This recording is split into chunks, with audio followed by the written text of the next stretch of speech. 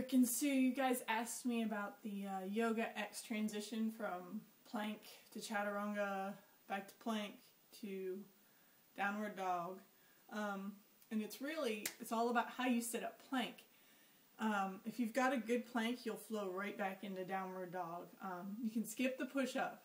Keep that in mind. You can also do the push-up on your knees. I'll show you every variation. I'm going to start with the simplest, which is getting up into plank. Going to your knees, doing the push-up, and then going back to plank and downward dog. Now, he really does get moving, and I am stiff. I really worked out hard yesterday, and I've not warmed up today, so my downward dog, my heels are not going to touch the floor, and that is okay. I'm going to go at an angle like this, but first I'm going to come right at you. To set up a good plank, the first thing is to get your shoulders directly underneath your arms, and already I'm tightening my core. I am pulling my belly button to my spine, and as soon as I go up on my toes, I push my heels to the floor and I clench my gluteus muscles, so I squeeze my butt together. Okay, and this is a good plank. This is not a plank. This is not a plank. Let me show you this way. Hands, let me back up. Hands right under my shoulders. I'm already squeezing my core. Heels pushed back. Walk this way. I'm pushing my heels to the floor. Okay? That's what engages my legs and the lower part of my body. Okay, so now that we know how to set up a plank, excuse me, I have a cold. We're going to do plank to chaturanga, back to plank.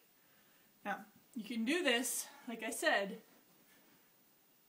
and I take my time setting up my planks. And chaturanga is nothing but a military push-up. So you're going to breathe out on the way down. And I only go down halfway. Spread your feet out a little bit, and then downward dog. All you do is you push with your hands, and you pull your hips up to the ceiling, and then you push your chest.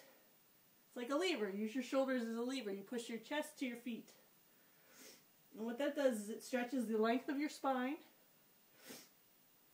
and it stretches down your hamstrings. Okay. So then we come back to plank. Adjust your hands back under your shoulders if you need to. Chaturanga to upward dog. Now when you're here, you can have your feet on the floor like I do now. You want to look straight ahead or look up. You should feel a stretch from your belly button the whole way up through your chin. It should feel so rewarding. If you're going to do it with your feet up, I'll come here, set up my plank, up on your toes.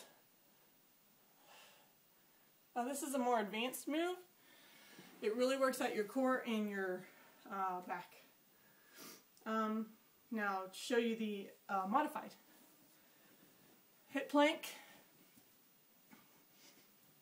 For your push-up, put your knees down, toes out. Military push-up. Back to plank. Downward dog.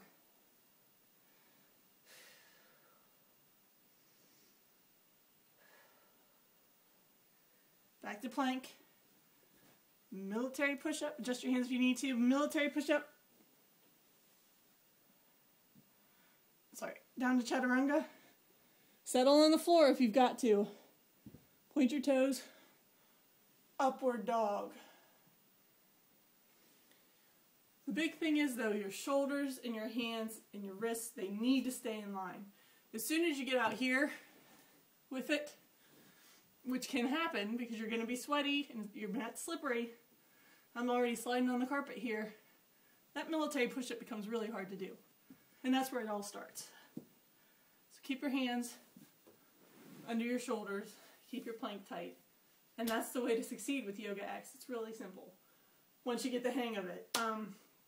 So just remember, adjust your hands underneath your shoulders. And if you do that, you'll never have to move your feet ever. It's like a lever.